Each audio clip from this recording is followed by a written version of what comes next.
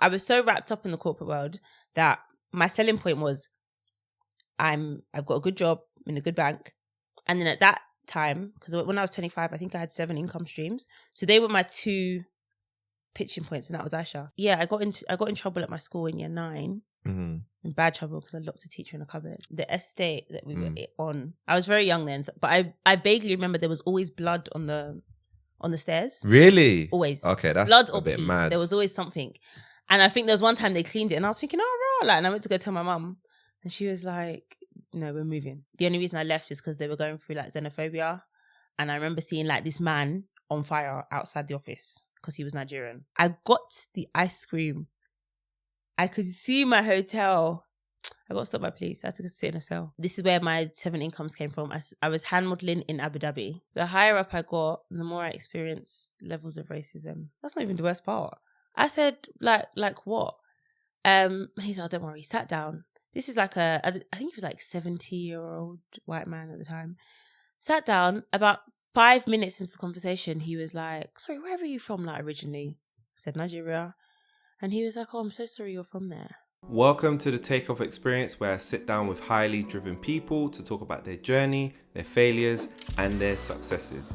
If you want to take off in your career, your business, your finances, or your mindset, then this podcast is for you. Welcome back to the Takeoff Experience. We've got a special guest in the building. Aysha, how are you doing today? I'm good. I'm excited. Yeah? I'm to be here. Yeah. I'm excited to have you here. It's gonna be a great conversation, I'm pretty sure. So we both went to UK Black Business Show, right? That's what it's called, right? Yeah. Black Business Week. Business Week. That's it. Yeah, that's it. How did you find it? Do you know what? Like, I went the year before. So you went last year? Yeah. Okay. So I already knew like the structure and layout, so I wasn't surprised by that. But outside of that, like I was saying earlier, that it's made me realize that I need to change some of my friends. Because I just feel like if I explain to someone, okay, if I have a party, or for example, a wedding or something, I have so many people that I can call on. But things like Black Business Week, there was a Wealth Talks event like the week before. When I think about those events, I don't have anybody that will come with me, really. Okay. There's maybe 1 or 2 and they just weren't free. And I just thought, if I want to elevate in this world, I need to be around the right people. That's not saying that I don't love my friends. I love my friends. But I need to expand my surroundings a bit. I don't have that knit of like of people. Yeah, okay. I don't have it. Like, and I'm trying to work on it. So that's why I'm trying to put myself in the right room. Yeah. It was very it was inspirational because there's a lot of people that I follow that I met and got to speak to. Yeah. But I just feel like next year, because I'm going to go next year, I'm going to be going there to pitch. Okay. This time it was more of a like, let me see the vibe. Let me understand who's going to be there. Let me network. No, next year I'm pitching. You're pitching. Okay. What are you planning to pitch? What is this? Well, so I want to move to Nigeria. I have moved. If you ask my friends, I've already moved, but I haven't. So the hustle table is like it's a financial coaching. There's a lot of things that come under that. There's a lot of things I do on the hustle table at the moment. Okay. One of them is venture partnering. So I basically connect small businesses in Africa, it's not just Nigeria, to venture capitalists in the UK. Oh, that's interesting. Specifically because there's so much money laundering in Nigeria. Yeah. That a lot of small businesses don't even know where to go, or they lose a lot of money, or there's just a lot of fraud. They just don't trust it. Whereas me that's coming there with a British accent, they trust you. They trust me. So that's something I do on the hustle table. Then I'm trying to launch, I'm trying to educate Nigerians on how to manage their money, because I feel like the wealthy Nigerians, the 1% of the 1%, a lot of them don't know how to manage their money anyway, but they have access to the money they need to pay a financial advisor, for example. The average 9-to-5er doesn't have that money in Nigeria. So what I want to do is I'm setting up a project where money's kind of taken from their salary, so I'm approaching their companies as opposed to them, and then they have access to me or a financial coach or a financial advisor, as opposed to having to spend ridiculous amounts. Because this is the most basic thing, but in Nigeria there's a savings account. Obviously, there's a savings account and a current account. In the UK, generally, we know what the difference is. In Nigeria, they don't. And the reason being... They don't know what a savings account They is. they don't know how to use it correctly. Because in Nigeria, if you need to open a savings account, you can just open one. You don't need anybody else. If you need to open a current account, you need 2 people that already have current accounts from different banks to sign a form and put their... like, it's long. It's long. And, like, Nigerians just don't have that patience. So most people just live off their savings account. The problem with that is they're never going to get interest because they use their savings account as a normal bank account. Yeah, when you pay, they ask you at the till, savings or current. Most people say savings. So you're not actually utilising the savings aspect. Yeah. The only reason I even have 2 current accounts is because 1, I worked in a bank there, so they gave me one.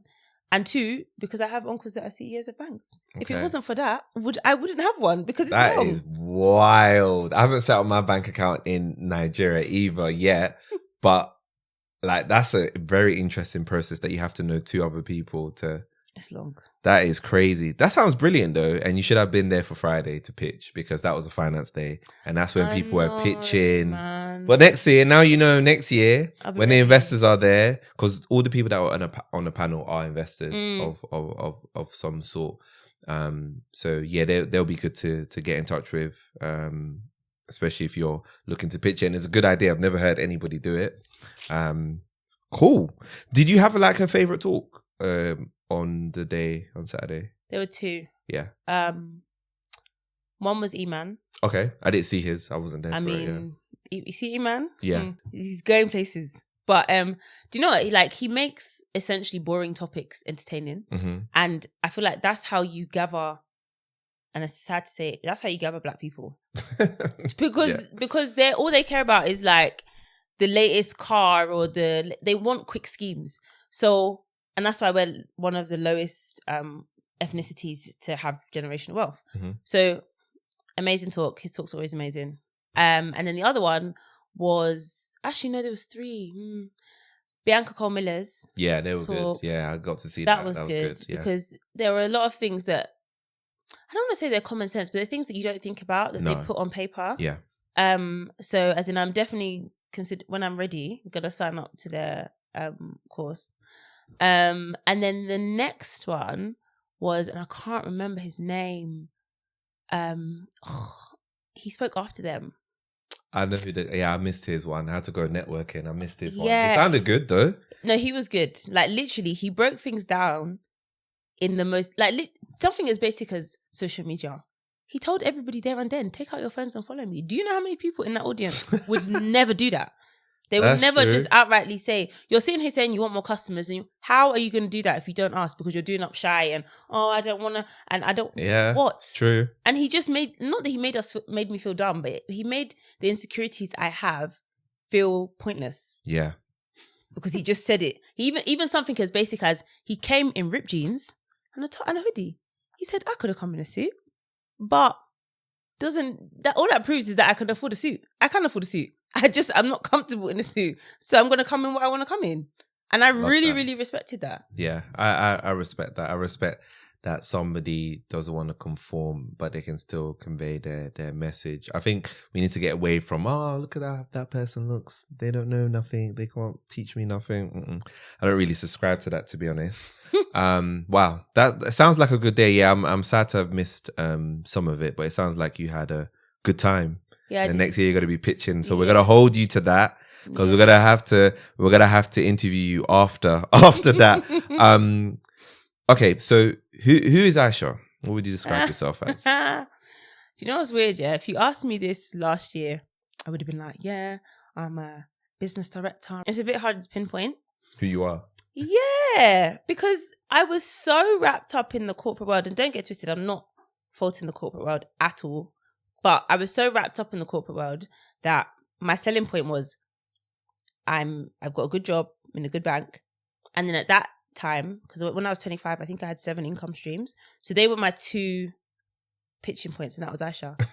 Whereas like now it's a bit different because one of those 7 income streams, COVID maybe killed 4. Okay, we're gonna talk about all of this today. COVID killed 4. Okay. And then obviously I spent more time in Nigeria. So I've worked in banking is my industry initially. So I studied banking. I've worked in Abu Dhabi, I've worked in Saudi, I've worked in Nigeria, South Africa, and the UK. Wow. All in the banking industry. Wow. But various aspects of banking. And then I resigned in May. Okay. For racial reasons, for just because I had enough. There were a bunch of reasons why I left. But I left. And now I'm so I work for a fintech part-time just to kind of gain additional pound income, not Naira, because that currency is atrocious. And then I have property in the UK and in Nigeria, but the layout is different because the economies are different. Yeah. Obviously, I'm trying to push this business. I'm currently studying to get my final CFA exam so I can give financial advice legally. Okay.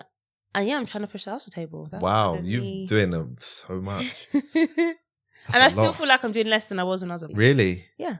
Oh my gosh. Okay, so we're gonna definitely get there, but we got a structure to this, right? So parents. I mean, I think I'm sure that people can guess where they're from, but if they haven't guessed where they're from, where are your parents from? Nigeria. Okay. Were you born there in Nigeria or No, here? I was born and raised here. I was in America for a little bit. Okay. Because of my dad's job, but the first time I really went to Nigeria and knew what I was doing was when I went to go work there. Oh, really? And that wasn't my choice. I went to work. What age were you when you? 21. Okay, so you hadn't been to Nigeria 20. Since I remember when I was 1. Okay, really yeah, you would, yeah, you got to remember that, right? That's crazy. What part of London were you? Were you mostly raised in? Brixton. Okay. Brixton, but I was very, very, very badly behaved. So we moved to Dulwich. So did they move because of your bad behavior? Yeah. Oh my god! Like, what point in this, like, what school? So I think secondary school. When did I get? Yeah, secondary school. Secondary school is when we moved. We moved to Kent. What? Maybe like year 10. Okay. Something, because I remember. Yeah, I got in trouble at my school in year 9. Mm-hmm. In bad trouble because I locked a teacher in a cupboard. What? And then my parents were like, "No, we're not doing this." So we moved to Kent, and literally we were the only black people on the road. Whoa! I would have never imagined that you would do something like that. Okay, I've changed. Okay, do you think it's the area that? And I'm not trying. This is not no conspiracy. If anybody's thinking that, is it? Do you think it's because of the area that? Or was that just because you're young and you just wanted to be a rebel at the time? That you a combination of a couple of things. Yeah. One is definitely the area, because I remember like Brixton, the estate that we were on. I was very young then, but I vaguely remember there was always blood on the stairs. Really? Always. Okay, that's blood a bit mad. There was always something, and I think there was one time they cleaned it, and I was thinking, oh, right, and I went to go tell my mum, and she was like, "No, we're moving," because the fact that that is something that you think is not normal is a problem. Then we moved to Dulwich. I think my parents had a business then, and the business was doing really well, so we kind of also ran into money. So my life kind of changed. I then went to private school, from state school. But then again, the kind of caliber of friends that I was hanging around with, if I look back, half of them are in jail. Really? At the time? Yeah. Okay. Now. Okay. There's a few that aren't, but it's very rare. And then when my behavior got out of hand, we moved to Kent. That's wow. And it's so crazy because, like, I mean, clearly it worked, and clearly it was the right decision to, I think sometimes it's a bit of a gamble. Sometimes things can work out for your children in a certain area, and sometimes it may not, and you got to move them out. I knew a few people in school. One got into a serious fight. One was like, "Nah, man, move them to Ireland." Sometimes sometimes you got to do it to protect your child's life. Sometimes you have to do it. I mean, you have to just preempt this stuff, So that okay, wow. So that's so interesting. So so you moved to Kent. School wise, how were you though? Were you good? Were you like in terms of grades and So this was my thing. The one thing I always had is I was very academic, and I used to use that. So when I'd get like expelled or suspended, I'd be like, "Well, I'm the one that's bringing you A's, so you're not going to kick me out of the school." And I knew that I was academic. Like I was someone that, maybe because I'm the only girl in my house. I remember my A levels. I did 5 A levels, which is, I don't know, looking back, I don't know why I did that. 5 A-levels. Wow. And I got A-star, A, B. That B pained me.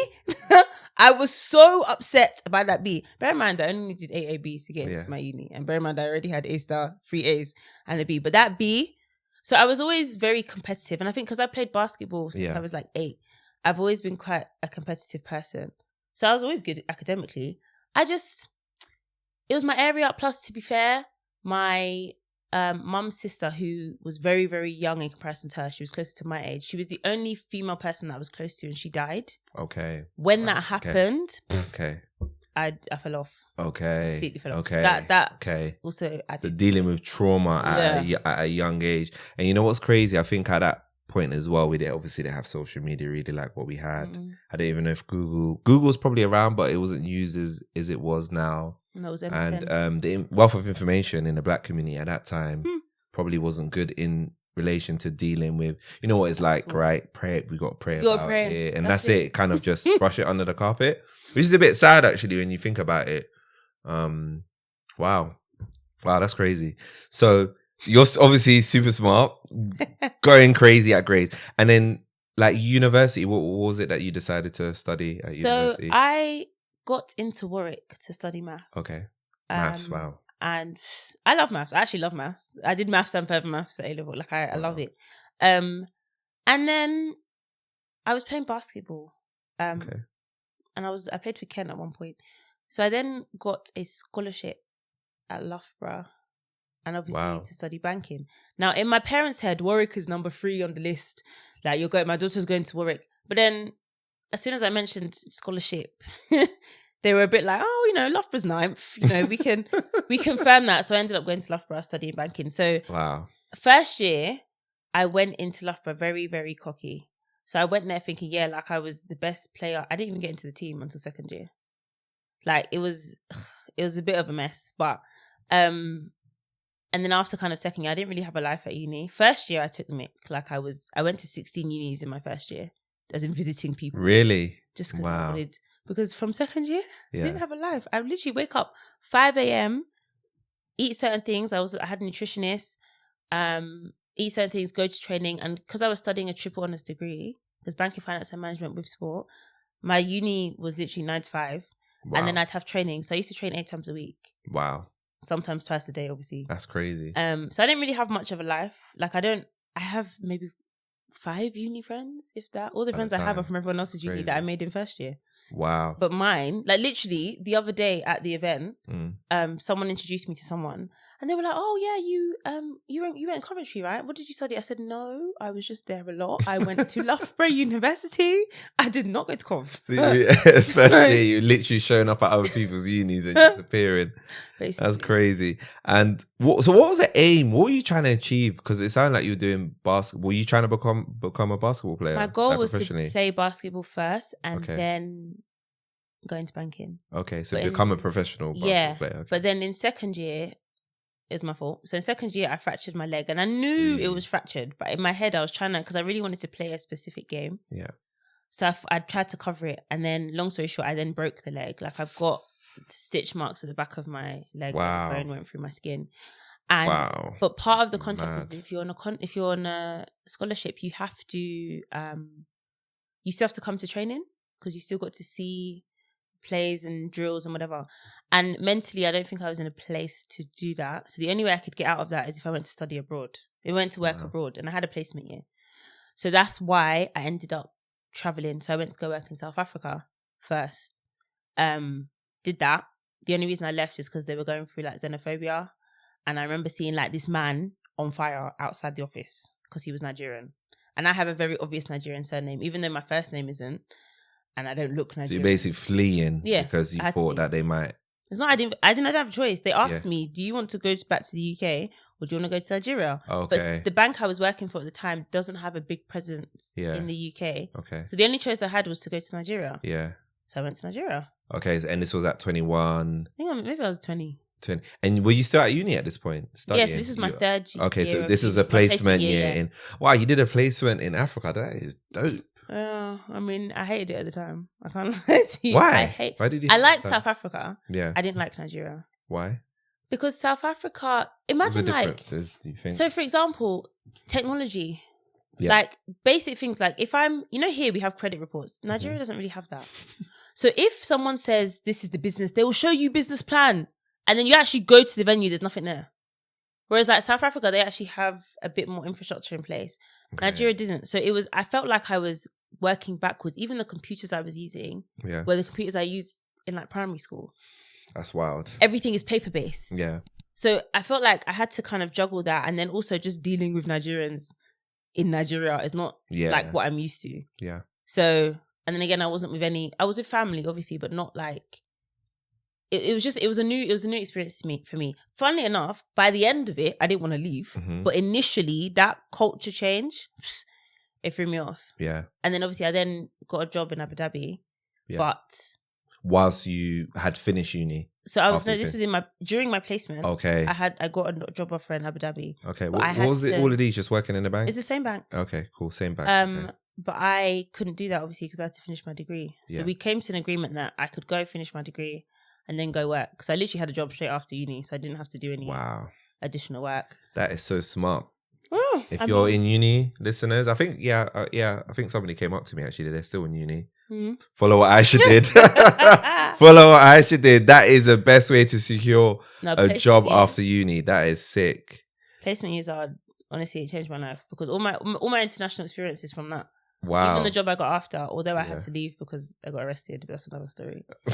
But the bad girl Aysha still existed. This wasn't my fault. That one wasn't my fault. Oh my god. Okay. So you finish uni, finish your master's degree, right? No, banking degree. The basketball that ended because of that. Really because of that. Well, when I came back to Lafayette, so obviously in final year. Mm-hmm. Firstly, when I was in Nigeria, I put on so much weight. I'm going to show you a picture. It's because of the food, to be honest. No, as in my brother said I can't come back. I look like a double-decker bus. And I was wearing red in the picture. I was very big. Too much pounded yam. I don't even know what I was eating. I can't tell you. The thing is because people will literally bring food to you. Yes. Yeah, and the thing that's the problem. My uncle, I remember one uncle saying to me, we're going to have a healthy meal.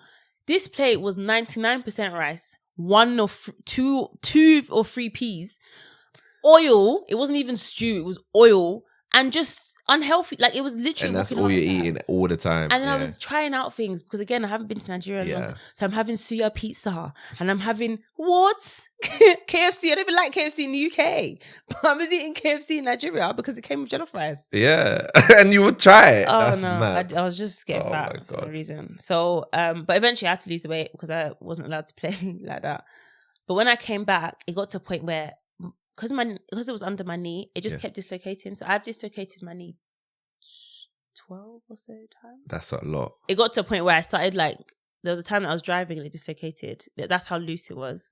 And I'd held it together until the ambulance came. It just became unhealthy. And it got to a point where my coach said, look, for you to play to the level that I know you want to play, you're going to have to get plates put in your knee. And I remember thinking, I'm 21. I don't really want to have unnecessary surgery that I don't need to have. And my mum was already like, no. So I kind of just stopped. Just like, that's it. Threw away half my jerseys, a couple of my shorts, cried a little bit, and then went into banking. Oh my gosh.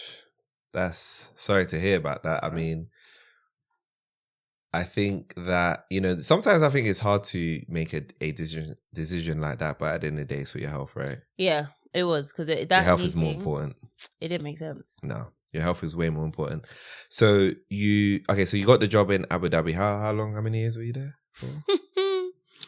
I was meant to be there for a few years. I was only there for a year in total. Okay. Because a lot of my clients at the time were from Saudi Arabia.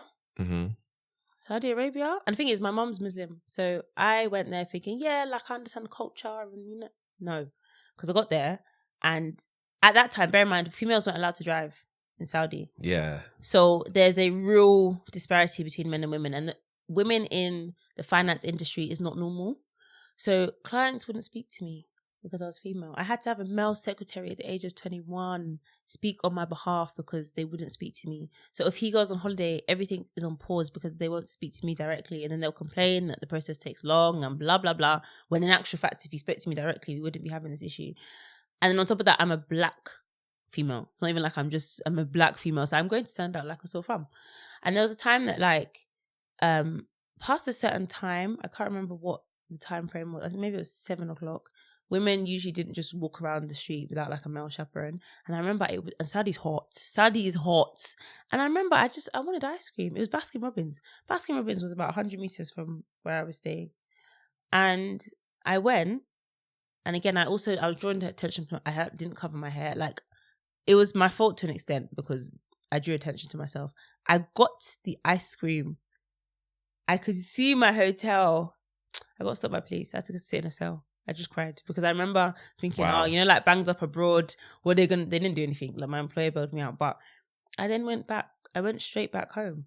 As in, I didn't, obviously I was working in Abu Dhabi, so I should have gone back to Abu Dhabi. I went straight to London. I remember. Did you make that decision? Yeah. Okay. I remember that I am actually a British citizen. Yeah. I don't need to be suffering like this. Yeah. I left. And again, I'm from a household where I'm the only girl. My mum is there, but she's a tomboy. So I'm the girliest in the house. I only have brothers and my dad. So I'm a little bit spoiled in the sense of like, if I got like period pains, one brother will help me, the other one will run and do this. So I didn't understand that. Yeah. So I left and wow. I only went back maybe like a couple months later to collect my stuff. And that was it. And that's how I started my UK career. Wow. That's insane. You know what? Yeah. I have heard about Saudi. And is it still that strict? It's not as obviously not as strict I as it been was back then. No, I have. I went back with my family. Yeah. But that was, I guess, for religious purposes. But it's not because, for example, women are allowed to drive now. Yeah. Okay. So even that, that's wild to say that in 2022. Women are allowed to drive now. And even that, it's only specific. It's not any Tom, Dick and Harry. It's somebody, you need to be of somebody's Very son, important. somebody's daughter even. But now women can drive. In terms of the time thing, I don't know if that still exists. Yeah. To be honest. I've literally like detached myself from Saudi. Yeah. To be honest. So I'm not sure. But last time I went, it was a bit more lenient, but it was still bad for me. Like I still know I can't live there. Okay. Yeah. It sounds quite restrictive. And again, no offense to the people that are living out there. Everybody has their choice. While some people don't have no choice, they got to live there. True. But so for Abu Dhabi, your clients were in Saudi. Yes, right, Abu Dhabi was fine. I didn't have an issue with Abu Dhabi. Why didn't you just give you an Abu Dhabi client? I don't understand why they the didn't. People that have the money are the Arabs. Yeah, true. And I was working in. Was nobody living in Abu Dhabi though? I thought there were some, but the majority, like the wealthier clients, and maybe it's just my portfolio. I don't know. Yeah, tended to be living in Saudi, or were just in Saudi a lot, or just expected me to come to Saudi. There were various reasons why I used to go there a lot. Yeah, but and again, like a lot of my clients were in like oil. Okay. They just happened to be in Saudi. I think it was just me. I don't know if it was like a genuine thing. And the thing is, Abu Dhabi is quite quiet. Yeah. It's not Dubai. Abu Dhabi is not Dubai. Yeah. It is really like the village. It's like the greater London of London. Like it's not the same. It's not as vibrant. People are quite quiet. They don't really speak to people on the street. And it's not as glamorous. So I didn't mind traveling because in all honesty, if I'm basing it on where I'd rather be in terms of forget people, I'd rather be in Saudi. Abu Dhabi was boring. Yeah. Saudi was quite interesting. Okay. And culturally, like I was learning a lot. It was just maybe my circumstances and specific people that I was dealing with. Yeah. But the place, beautiful. Like I definitely could live there if it wasn't for the people. Okay. Does that make sense? Yeah, that makes sense. The place is great. Yeah. What were you doing for your clients? Like, what was a job? So you said banking, but what specifically were you doing for them? It was like wealth management. Okay. So managing these people's wealth. Yeah. Wow. But again, I had a middleman because they would. Oh, yeah, I have to have a middleman. So wait, were you not allowed to see their numbers? What? I could see their numbers, but I don't pick up. Oh, okay, but you don't do anything. So what were you doing? Were you having to like help them budget, help them invest in stuff? It's weird because my role actually changed. Initially, it was because the bank in question was trying to expand their presence in the UAE, so they were looking for kind of fresh talent to go and help that were tech savvy and stuff. And I remember like my first task was they wanted to bring this thing where you can WhatsApp your questions about your bank, for example. So instead of like doing the online chat that we have now, you could do it through WhatsApp. Got to Saudi only to realize that WhatsApp doesn't work in Saudi Arabia. So that whole plan went to the bin. Wow. So although that was the reason I went, it wasn't the reason I stayed there. So my role actually changed and I started working with like the wealth managers there, Okay. business owners. But that's not why I went there. Okay. It just changed. It just changed. It flopped. happened to be. Okay. That's crazy. Wow. Yeah. Wow. You've had a lot of life experience. Okay. So then you went back to the UK, and then you said you got into banking in the UK. You continued. Yeah. So I came to the UK, and obviously I got to the UK, and because I'd been out of the country for a while, someone had run fraud in my accounts. So I had like 6 CCJs. Someone ran, as in they really? opened 7. Really? 7 phone contracts with Phones for You. And bear in mind, by the time I got back to the UK, Phones for You didn't exist anymore. Oh yeah, I forgot about Phones for You. Exactly. Oh my God. So they opened like What? 7 different phone contracts under my name. That's and obviously wild. the money was, and again, I wasn't checking my UK anything while I was there. So I didn't realize money was coming out of my account. My letters, no one opens they open my letters now, but back then, no one was opening my letters. So I didn't know. So I came back to 4 CCJs. So I couldn't actually work in a bank until I sorted that out. Wow. So that's crazy. What I decided to do was I started studying for my CFA, my investment exams. This is where my 7 incomes came from. I was hand modeling in Abu Dhabi. So I continued. Yeah, I mean... What? Oh my God, I was not expecting that. Yeah, that's the hand modeling in Abu Dhabi. Oh my God. Is that a big thing there? Can I do that? Could I? So do you know what's funny? It was literally one of my clients that was like, "Oh, you got really nice hands," and I was like, "Okay." What? I ignored it. Someone else said it, and I was like, "This is weird." The third person said it, and I was like, "You know what?" And then she's like, "Oh, can I just take some pictures of your hands?" And I literally started. I thought it was weird at first, but I thought, you know what? I started doing shoots for like engagement rings, hand creams. Oh my! And then I realized God. that a lot of celebrities have had like sports people that have. There's a couple tennis players that have calluses on their hands. So if you see any advert that's close enough of them holding like something, they have a hand model. Okay. A designated hand model that gets like 150k a year. 150. Yeah. There were times, I don't know if I should be saying, I've left the company. There were times I would take the day off work because they were offering me like 3k for one day to come and do a shoot. And I know I'm not going to get that from my job. So, but it was ad hoc. So I could literally have like 4 jobs a year. It wasn't like... Okay, it's not like consistent. No. So how did this agent, what is this just agent randomly found you? Say, oh, I like your hands. And the agent was a client of mine. Okay. So, and then they... Yeah, so I couldn't really do much work with them until I left. Okay. Of course, yeah, conflicts of interest, yeah. So I started that. I was That's coaching wild. basketball. I was tutoring maths. I bought a house because I thought I was a big girl. Yeah. Okay, so hand model, tutoring maths, 1, 2, bought a house, 3, but you were renting out the house. No. So I bought it thinking I was a big girl and I wanted to move out. And I spent like 3 days there and realized I was lonely and decided to ask my dad for help to convert it into flats because money didn't make sense. Yeah. And I went from being extremely lonely in Saudi to being lonely. It doesn't make sense. When the way my house is set up, when you walk upstairs, I've got a code on my door that no one can access. My dad knows the code, but no one else can access. Yeah. So for me, it's like, why don't I just make money from this property as opposed to just live there? Yeah. Makes sense. So I was coaching basketball, so I got like some coaching qualifications while I was at Loughborough. So I was doing that on the side. I was tutoring maths, that's my favorite subject, and my dad was a head teacher at the time, so I had access to resources. What else was I doing? I think that was it. How did you have the time to do all of this? But I wasn't working. Oh, okay. So you wasn't working at this time. So at this point, you were picking up all these. I couldn't get into a bank because of my CCJ. So it took me like 4 to 6 months. To correct that CCJ issue. Before I could even work in a bank. Wow, it's good though that you picked up, that you decided to like not rest on your laurels and you started getting income from other places. Defo hustler. Where do you think that hustle spirit comes from? Parents, I want you to think? say my dad. Yeah, your dad? Because my mum's a British, like she was born here. Yeah. So she went to uni in Nigeria. I met my dad there. Okay. So when she came, she got a job like that. My dad was doing the stereotypical, he was doing washing plates. He was a cab driver.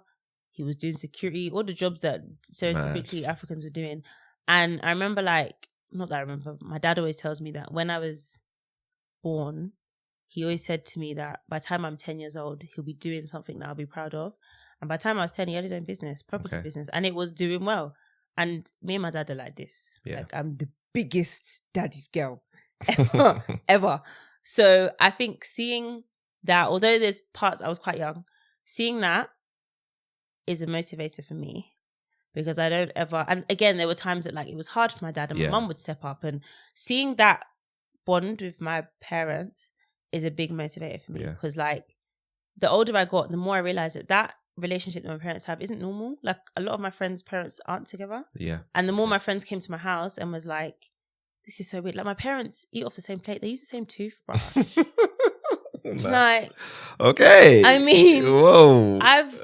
Next level love. I love honestly, it. Honestly, like my parents, I could come home and they could be in the bathtub playing Marvin Gaye. Like I thought that was normal growing up, and I'm grateful for it. But obviously, the more friends I had, the more I realized that it's not.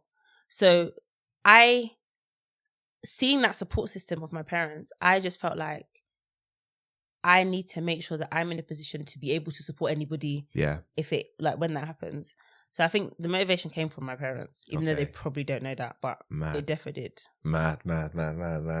I love to hear stories like that, and it's good that you're able to identify where it came from. And I think when you have a strong family unit, it goes down to the kids for sure. The other thing was being the only girl, because my brothers, it's always a competition. Like I don't understand. What are we fighting? A competition in your house. It's always a competition for who gets to the door. I remember my brother, literally, he's got stitch marks on his head from when we used to race as to who gets in the car first. And one day he slammed his head. It's mad. Always been, and again, like all of us played a sport. My mum did athletics. One brother played rugby, one did football. I did basketball. It was only my dad. My dad didn't do any sport, but the rest of us did. So we've always been quite competitive. Like we had a gym in our house from very early, just because we all did a competitive sport to a relatively high level. So there's that as well. It's even if I'm competing against myself, there's a competition. I need to do better than I did last time. This is crazy. Wow. And this is what makes sure that you go to the top and you still work towards the top. I think is good. And so you were doing the 7 streams of income. Then you said that you lost some of them because of COVID, of course, because traveling couldn't happen and anything like that. So my side hustles, so when I got back to the UK, I was doing my side hustles for about 6 months. And then I got a job. Funny enough, I was working at like a school temporarily. I got all these really part-time jobs that weren't in finance. And then maybe about 8 months later, I then got my job. Okay. But I was still studying. So... Okay, wow. In my head, I was like, I'm just going to get this job, study for my exams, and then maneuver my way into the bank, into the investment world. Because at this point, I was in business banking. I wasn't in investment. Maneuver my way in and go to investment. And then like... the further I got into it, the more I realised that I'm actually enjoying what I was doing. I don't actually like investment. CFA was the worst exam I ever did in my life. That's why it's taken me so long to do the final level, because it's hard. Yeah. So, and I was still doing tutoring. I was still coaching. There was a point that I had 36 children a week that I was tutoring. Did you sleep in any of this? Yeah, no. See, back then I didn't really. I used to work off like 8 hours sleep a week. That was 8 hours sleep a week. Yeah. I look. That's less than an hour. Yeah. No, that's just over an hour a day. There were days that I would like be up marking papers, and then I'd go. Were you actually tired, or could you just function? I got used to it. You got used to not sleeping. I got used to it. So it got to one. Wow. It maybe like once every 2 months, I'd just conk out for a whole day. But so like my exam, I remember when I completed my CFA. That day of that exam, I slept. But that's the only time I remember sleeping like that. Wow. Like my mum used to say I treat the house like a hotel, because I literally I'd come in ridiculously late because I'd be tutoring or I'd be doing whatever or whatever. Wow. Come in, sleep for a couple of hours and then leave. Why are you doing all of this though? Like, yeah, I need to ask this question. A lot of my friends used to ask me this at the time, because there was a point where like all my incomes, my side hustles were making more than my 9 to 5. And I remember my brother asking me, why do you even still do a 9 to 5? Yeah. Or why do you just choose one of them? Yeah. You just like the money too much. The thing is, but at that point, I wasn't even doing anything with the money. Like, what are you doing? I was investing in stocks and stuff. Yeah. But it wasn't like I didn't buy anything. I didn't buy any other properties. Like there was nothing that I was really doing.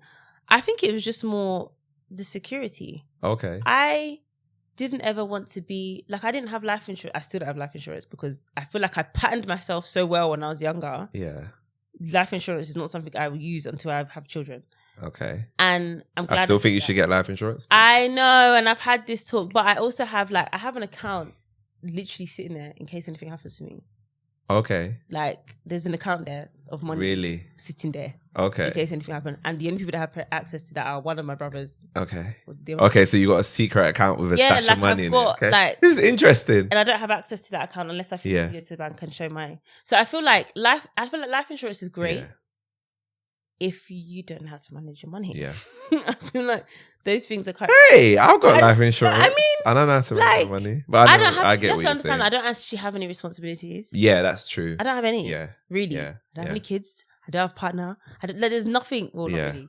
So there's nothing really stopping me. And all my bank, I made sure that all of my bank accounts, my guarantors are my brothers because they're younger than me. So if anything does happen, they are the ones that will get the monies in the account. Yeah.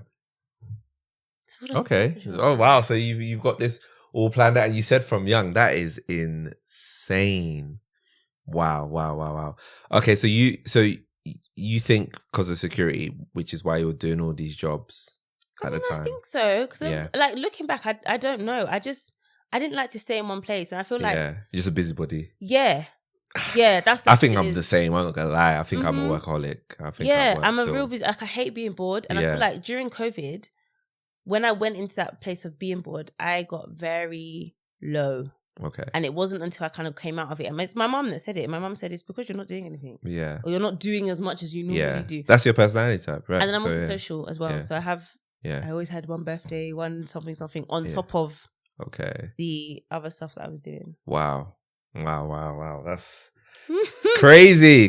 No. Being a busybody, there's nothing wrong with it. I'm a busybody. I like to be active. I like to do lots of stuff. So yeah, I can definitely relate.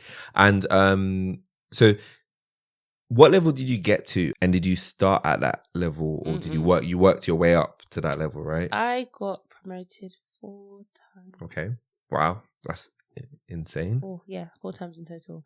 Insane. And I feel like the higher up I got, the more I experienced levels of racism that I didn't experience when I first started. I loved my job when I first started. The first promotion, that period, loved it. It's all I ever spoke about. I was Madame that bank.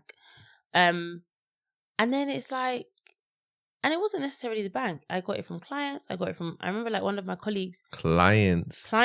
The client in particular, this guy made my life hell. He never actually met me at first. I dealt with his CFO. And then one day he wanted to meet me. So we met and he opened the door and he was like, oh, I wasn't expecting you to look like that. He said that? That's not even the worst part. I said, like what? And he's like, oh, don't worry. He sat down. This is like I think he was like 70-year-old white man at the time. Sat down. About 5 minutes into the conversation, he was like, sorry, where are you from, like, originally? I said, Nigeria. And he was like, oh, I'm so sorry you're from there. And I was like, what? I remember looking around the room. I was so confused. I said, excuse me? Said, oh, I've heard there's a lot of corruption there. I hope you're not going to 417 my account. And I remember I just said, firstly, it's 419. If you're going to use terminology correctly. It is not 417. And secondly, how dare you say that to me? And then he proceeded to say, oh, but you're a lady. You know how to stay in your lane. Whose fault? This guy is an absolute dickhead. And the thing is, I didn't even know, because at this point I just got promoted. So I still wasn't sure what I can and can't do. So I think I reported it. Nothing really happened. Like, they gave him a warning. It was still my client up until I left. I mean, he's a client. What, you giving a client a warning? Oh yeah, we're gonna stop banking you. Yeah, somebody else will take him. We don't want to lose your money. That's what it was. That's all it is, money, innit? Client. He was not going anywhere. Remember, my MD at the time asked me, like, what is his income to the bank? And I was like, so that's what you care about? He has come from my gender. He's come from my ethnicity. Like, I just need to add that I'm like gay or something, and then he'd come for that too. That's the only. What else is there to come for? There's nothing else. This is the craziest thing. I feel like unless you recorded him and he was exposed, then they'll be forced to cancel him. there'll be false, because that happened to that NBA owner. Mm-hmm. If they didn't have those recordings on him exposed, he probably would have remained But an the thing NBA is, owner. so there was another instance where Okay. I actually got this recorded. I got sent to a conference thing in like Wales. I don't know why there was a London one, but they sent me to Wales. So I went, and it was like a 4-day conference thing, and it wasn't just our bank, it was other banks and financial institutions. And after each day, they'd go and have like a drink. I'm not a big drinker, so I will just probably go and swim. So I went swimming, and I think I came out and I was videoing. I was watching Love Island. Yes, I was watching Love Island, and during the break, I was videoing the hotel. And I'll never forget this woman. She was an MD of a financial institution. She was talking to an Asian man and a white man. And she was like, oh, she's a bit drunk. Well, she's very drunk. But she said, I had a dream last night that all black people were exterminated. Imagine a world without black people. What an amazing world that would be. That was on camera because I was recording the hotel.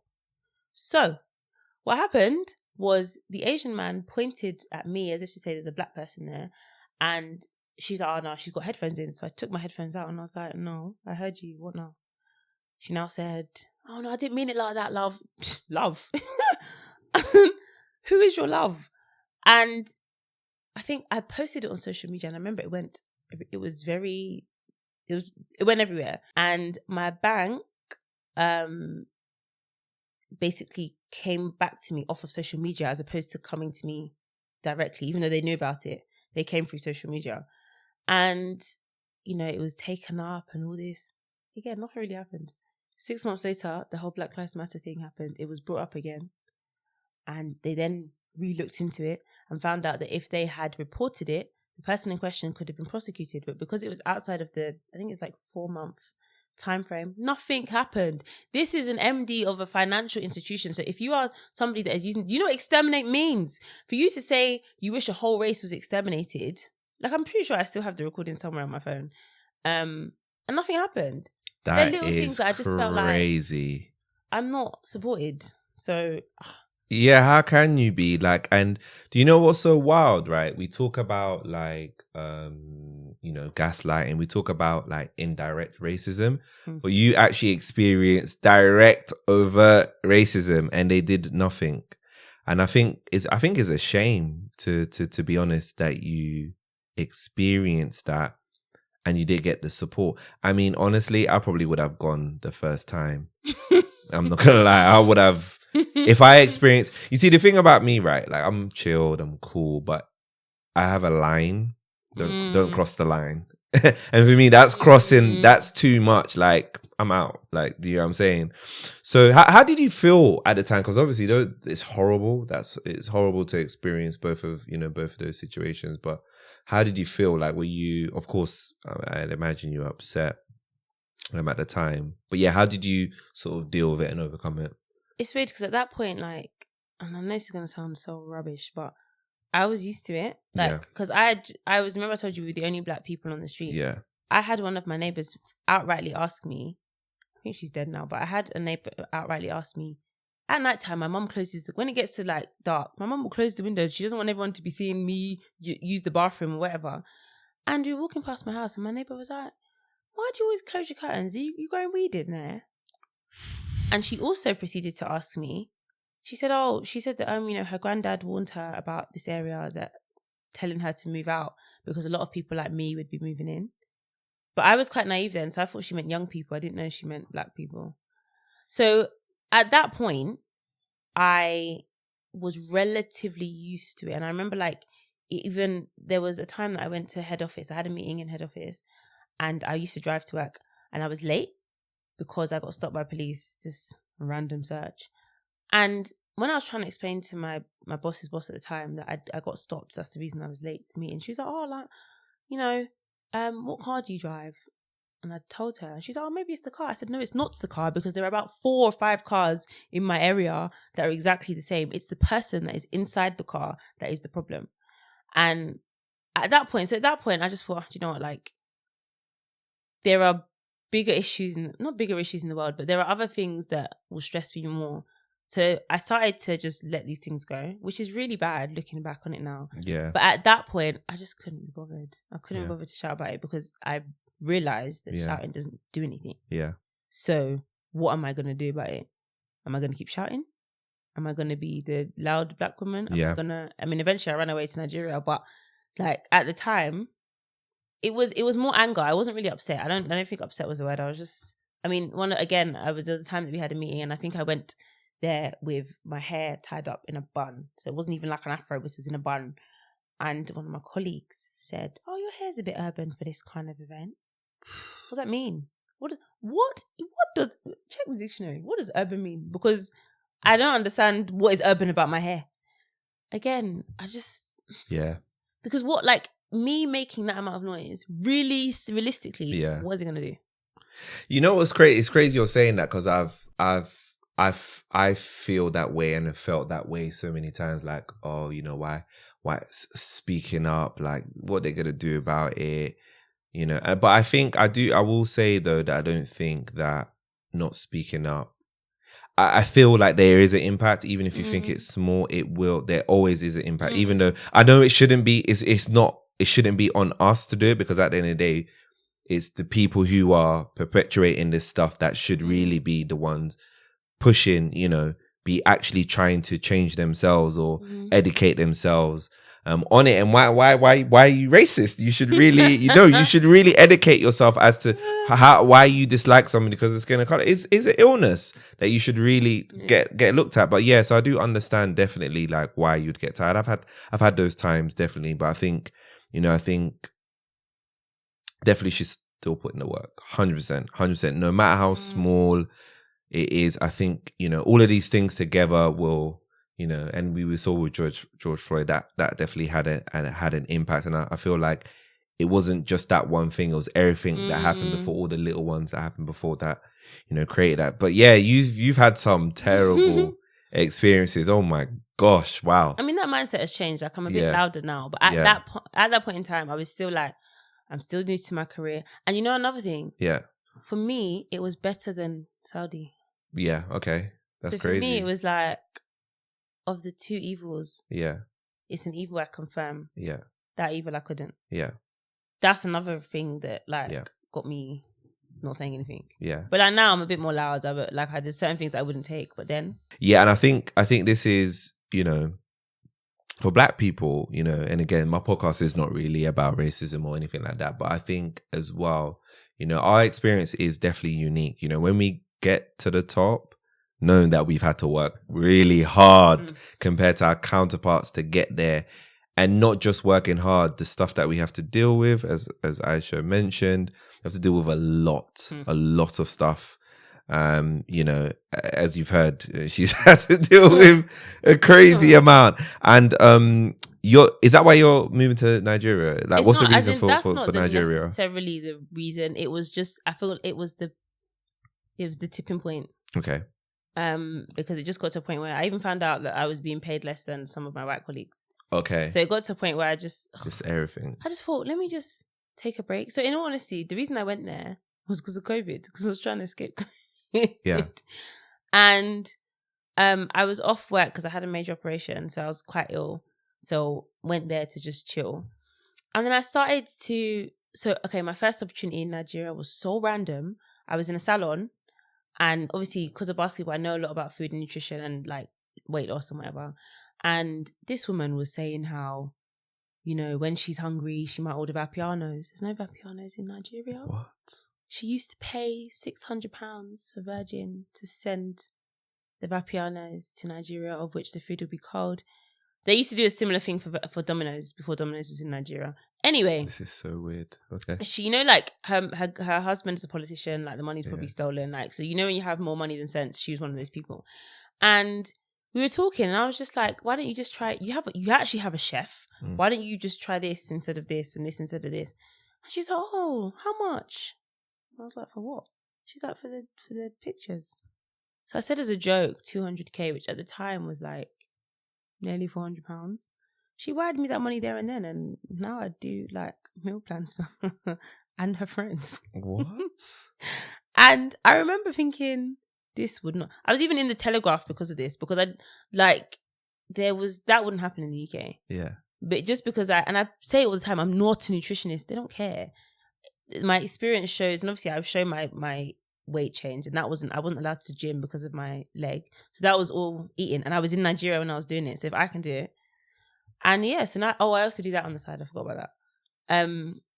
So yeah, that came about. And then I started like mingling with people in senior positions. I have family members that are in senior positions in banks. So I just thought, okay, what a great opportunity to utilize it. I've spoken to the CEO about 5 different banks, as in I have their numbers on my phone. There is no how I would have that in the UK. Yeah. But I have in Nigeria. So why don't I just use that opportunity?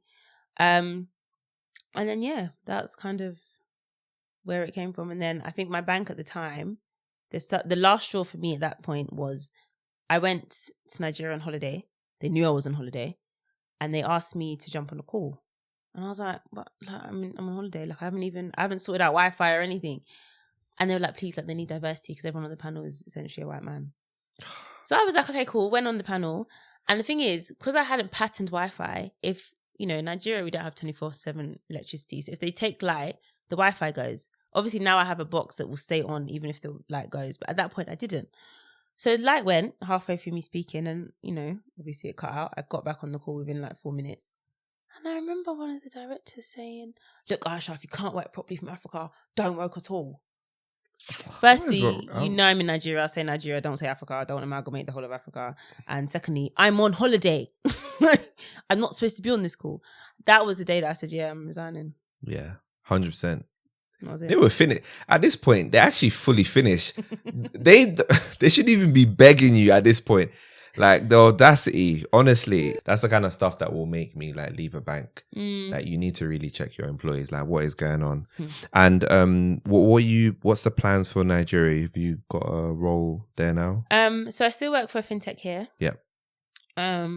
Which is UK based, but it's a remote role, so I can work from anywhere. Okay. That's just to not all my income is in Naira. Yeah. Obviously I'm trying to buy more properties. No, I'm trying to rent more properties in Nigeria because initially I was going to buy, but the exchange rate is just ridiculous at the moment. So it doesn't make sense for me to spend pounds to buy and receive in Naira. So I'm going to rent properties there. And obviously in Nigeria, you don't rent monthly, you rent annually. So I can rent for like 2 years. Yeah. And then give that to people through Airbnb or people that I know. So a lot of people, when they come to Nigeria, they're like, oh, they want to stay. Like, where should they stay? They can then stay in those places. So that's one side. I'm still doing the venture partner stuff, and I'm trying to, I guess, focus on building the hustle table. Okay, I love that. Yeah. And you also got featured in Yahoo. What was it? Power 100, Fin 100. Yeah, what's it called? The title was so long. It's like top 100 heroes, inspirational women. Wow. How did that come about? What that was. So I got nominated. Okay. And I got this random, like I heard about it because it was such a big thing at my bank. Yeah. And was it my boss that messaged me saying, "Oh, Aysha, did you get this email?" And I was like, "For what?" I think I didn't even look at the email initially. And then, I got nominated by a few people. Then they asked me to send like a bio, I guess, on myself. I sent the bio. And they were like, "Yeah, you've been selected." Wow. I was like, "Really?" So, but the only thing is during COVID. So normally they have like a whole like an award ceremony and stuff, but that didn't happen. So I was just on the website for a year. Yeah. Yeah.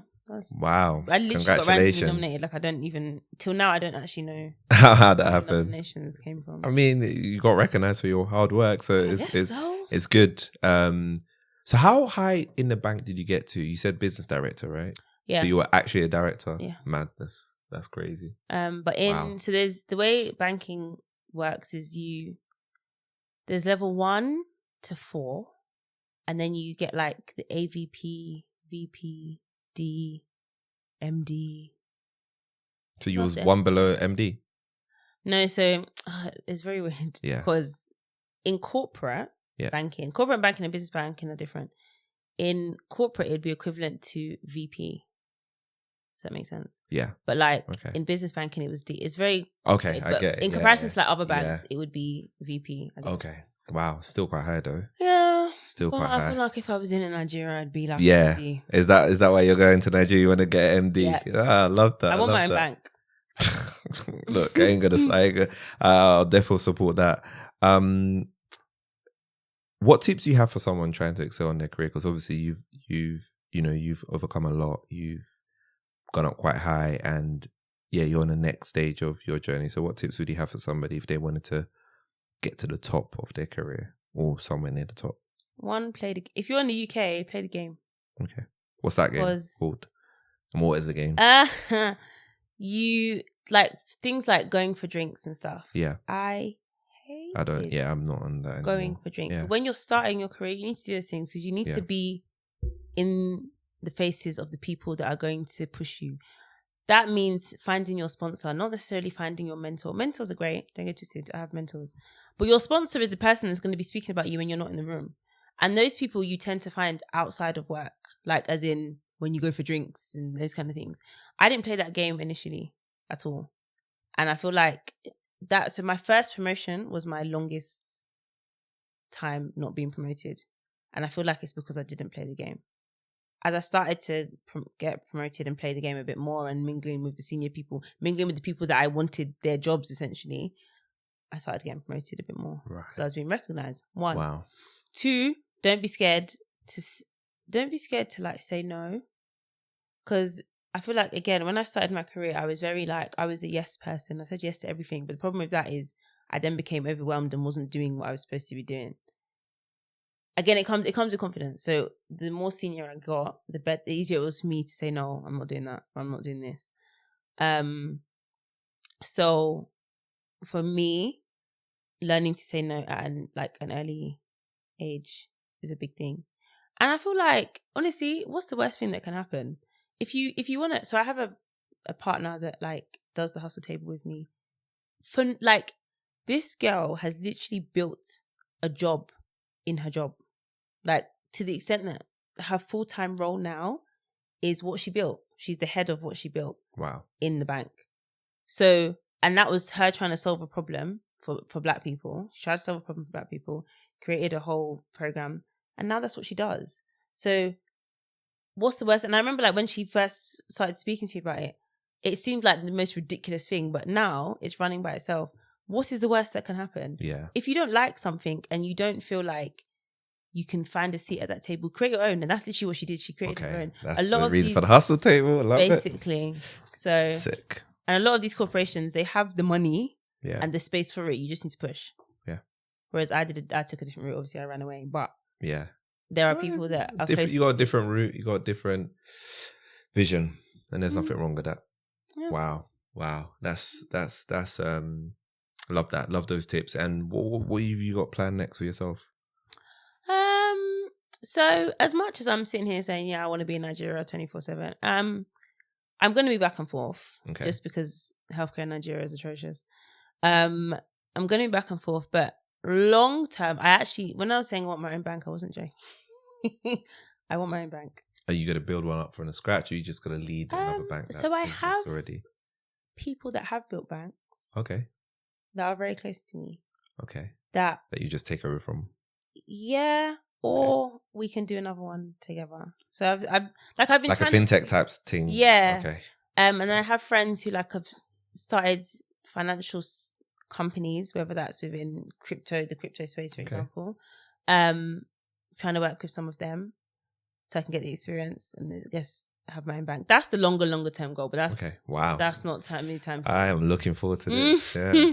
So that's my longer term goal. And I think for me, it's just I want to be in a position where I'm not really tied down to anything. I'm not tied down to a job, a salary. I'm not tied down to a company. I'm not making a shareholder richer. Like, I want it to be for me. And another thing is for my people.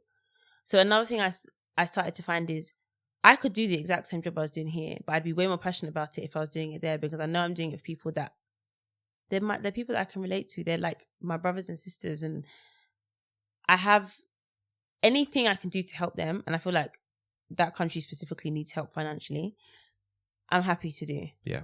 But I realized that it's not necessarily the job that I hated. It was more the people. Not that I hate, but like I didn't care. I care more if I'm doing it in a place that I understand, or a place that. So they're my like longer term goals. The Hustle Table, obviously, like we've released, well, it hasn't released yet, but there's a show. We're releasing a show soon. Looking forward to educating people on not just careers and finance. Just, careers and finance is the two main topics, because I just feel like there is a big gap. Massive. A huge gap. And again, like there was a time that when I was coaching basketball, one of my students broke his leg and he was crying profusely. And I thought it was because of the pain, but he kept saying, oh, like, miss, I can't sing. And I was like, what has that got to do with the price of fish? Like, and it wasn't until later that he explained to me that every black person that he sees that's successful is either in music industry or sports. And he's broken his leg, so he feels like he can't play sports anymore. And he can't sing, so he can't do anything. And I remember I cried that day. I don't cry for everything, but that made me cry because I was just like, this is a 12-year-old child who genuinely believes that he cannot do anything without like it being one of those two. And this is, again, I've had kids say to me, oh, like, miss, you're doing well for a black woman. What does that mean? Why don't you just say, when I see some of the levels of wealth in Nigeria, yeah, like the life I live in Nigeria is not the life I live here. I come back here and I feel like I'm a nobody in comparison to there. Like there is wealth there. It's not equally distributed. There's a huge lack of education. And again, I think I've taken it for granted because I've always been I've always known numbers. I've always been in bank. I've always had family members in banking. Huge lack of education. So if I can help one person, 2 people, 100 people, 1,000 people, and people that I can relate to, I'm happy. Yeah. Wow. That is, I think it's very important to understand your why, and you clearly know why you're doing what you're doing. And I agree. I do this for my people as well. Do you know what I mean? I think I'm more passionate about that than anything. And I think I definitely get where you're saying about that. Where can people find you? They want to follow you, follow the Hustle Table. So the Hustle Table is literally the THE Hustle Table on everything. TikTok, Instagram, LinkedIn. What else is there? Twitter, but we don't use Twitter, but it's there. My personal Instagram. What is my personal Instagram? AYSHA.AMIRA. That might be wrong, but I think it's right. We'll put it in the description. Don't worry, it's definitely be in the description for sure. If you've forgotten your personal, that's Instagram. My personal, because I've been using the Hustle Table so much recently. I don't use mine as much. But yeah, it's the Hustle Table that is like I'm trying to push it out there because I just feel like, and again, because I'm a board member of my uni. Okay, wow. So I have access to. I forgot about that. I'm a board member of my uni, so I've got access to like those students. So that was another thing that pushed me. When I used to do talks for them, I realized that you're studying like accounting and you still know nothing about money. So yeah, I just wanted to help. That's another reason why I started. Okay, wow, that's epic. And do you have any final words for the listeners? Do I have any final words? I mean, advice-wise, I just feel like, do you know what? In this life is short, and I've realized that life is actually short. Like I've lost a few people in the past couple of years, not necessarily COVID, for different reasons. There is nothing stopping you from chasing your dreams. I'm also talking to myself here, but there is literally nothing stopping you. You have the pen to your life. Write it. No one's gonna write it for you. I love that. You have the pen to your life, so write it. That's a bar though. Mad. That's crazy. Wow. I don't know where I got that. That is crazy. No, thank you so much. Your story has been, wow, one of, tough times. You've been through some very tough times, but you've always, come through it, shining, and you've just continued to go upwards. And I think that's, you know what, that's very inspiring for a lot of people because, hopefully the person that you said that broke their leg, the 12-year-old, hopefully these sort of stories inspire them, because there's so many people like that feel like they can't get to a certain place because maybe they're physically talented in something else and they don't think that they can do anything else. But in this life, like you said, you can pretty much achieve anything you want to, of course, within reason, right? And I definitely believe it. And I feel like your story, from locking the teacher to where you are now, is I apologize to that teacher though. After look, 10 years, we all make mistakes and we all grow, right? We all always have to continue growing. So yeah, there's nothing wrong with that. Like it happens, right? Overnight. Huh? I locked him overnight. Oh, okay. That was bad. That's mad. I'm sure that they forgive you. I'm sure that they forgive you. Oh my God, that's crazy. Yeah, so no, your story is really, really inspiring. And thank you so much. Definitely appreciate you taking the time. All right. To just share it, be vulnerable, tell us everything about it. Now, it's always great. It's always great because I think that it's a reality, right, of our journey. And I think that, you know, being honest about it, people can prepare themselves, and not only prepare themselves, the world can change hopefully by listening to these stories. Actually, it shouldn't be like that. Why should a black person have to go through that? And I agree, they shouldn't have to go through this. So if anybody's listening that can make changes, please do. But yeah, no, thanks so much, watchers and listeners, for listening, watching this episode of Take Off Experience. And yeah, we'll see you next week's episode.